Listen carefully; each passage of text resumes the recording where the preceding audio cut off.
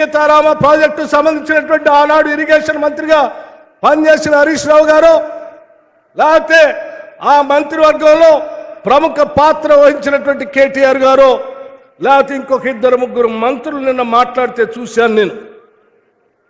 తగుదనమ్మా అని చెప్పి కాంగ్రెస్ వాళ్ళు సీతారామ ప్రాజెక్టు పంపులు ఆన్ చేస్తా ఉన్నారు, పసుపు కుంకుమ వేస్తా ఉన్నారు. ఆ ప్రాజెక్టు మా మానస పుత్రిక, మేమే పూర్తి చేశాం, మీరు పోటీ పడతా ఉన్నారని చెప్తా ఉన్నారు.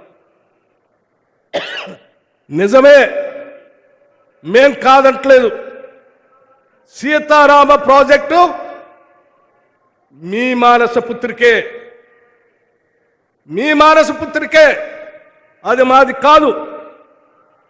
2014 కంటే ముందు ఆనాటి కాంగ్రెస్ ప్రభుత్వ హయాంలో ఆనాడు రాష్ట్ర కాంగ్రెస్ ముఖ్యమంత్రిగా ఉన్నటువంటి డాక్టర్ వైఎస్ రాజశేఖర రెడ్డి గారు ఖమ్మం జిల్లాకి నీళ్లు ఇవ్వాలి, గోదావరి నది నుంచి నీళ్లు ఖమ్మం జిల్లా ప్రాంతానికి తీసుకొని రావాలనే ఆలోచనతో ఇందిరాసాగర్ రుద్రం కోట దగ్గర పునాది వేశారు, రాజీవ్ సాగర్ దుమ్మగూడెం దగ్గర పునాది వేశారు. అయ్యా, ఈ రెండు వేసినటువంటి ఈ ప్రాజెక్టులు ఈనాడు రూపాంతరం చెంది సీతారామ ప్రాజెక్టుగా మారింది.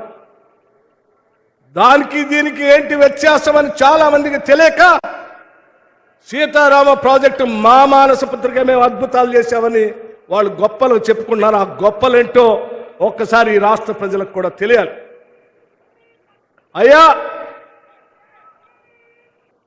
అయ్యా నేను ఒక మాట చాలా స్పష్టంగా చెప్పదలుచుకున్నాను. రాజీవ్ సాగర్ దుమ్మగూడెం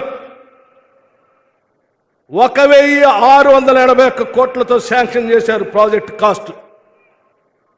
ఖర్చు పెట్టింది 889 కోట్ల రూపాయలు. మిగిలి ఉన్నటువంటి బ్యాలెన్స్ 792 కోట్లు మాత్రమే, కేవలం 792 కోట్లు మాత్రమే. ఇందిరాసాగర్ రుద్రం కోట దగ్గర పెట్టినటువంటి ప్రాజెక్టుకి శాంక్షన్ అమౌంట్ 1824 కోట్లు మాత్రమే. ఆల్రెడీ అప్పటికి ఖర్చు పెట్టింది 2016 కల్లా 1068 కోట్లు. బ్యాలెన్స్ అమౌంట్ ఉన్నది 756 కోట్లు మాత్రమే.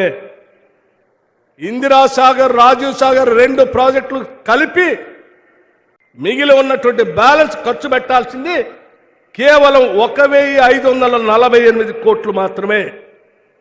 కేవలం 1548 కోట్లు మాత్రమే. మిగతాదంతా ఖర్చు పెట్టేశారు. అంటే మొదటి సంవత్సరంలోనే 1588 కోట్లు ఆనాటి ప్రభుత్వం రిలీజ్ చేసి ఉంటే ఈ రెండు ప్రాజెక్టుల ద్వారా 4 లక్షల ఎకరాలు 2014-15 నుంచి ఈనాటి వరకు జిల్లాలో నీళ్లు పారుతా ఉండే. కానీ కేవలం 1548 కోట్లు ఉన్నటువంటి ఈ ప్రాజెక్ట్ని డబ్బుల కోసం కక్కుర్తిపడి ఈ జిల్లాకి నీళ్లు రాకూడదనో లేకపోతే ఇంకొక రకంగా చేసుకోవాలనే ఒక దుర్మార్గమైనటువంటి ఆలోచనతో 23,000 కోట్లకు పెంచారు మీరు.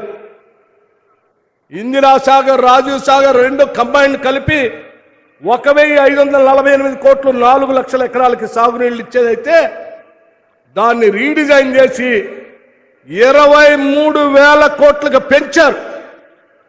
ఒక్కసారి ఆలోచన చేయండి. 1500 కోట్లు ఎక్కడ, 23,000 కోట్లు ఎక్కడ? పోనీ 23,000 కోట్లకు పెంచి ఇప్పటికి దాదాపు మీ హయాంలో 8,000 కోట్ల రూపాయలు ఖర్చు పెట్టారు.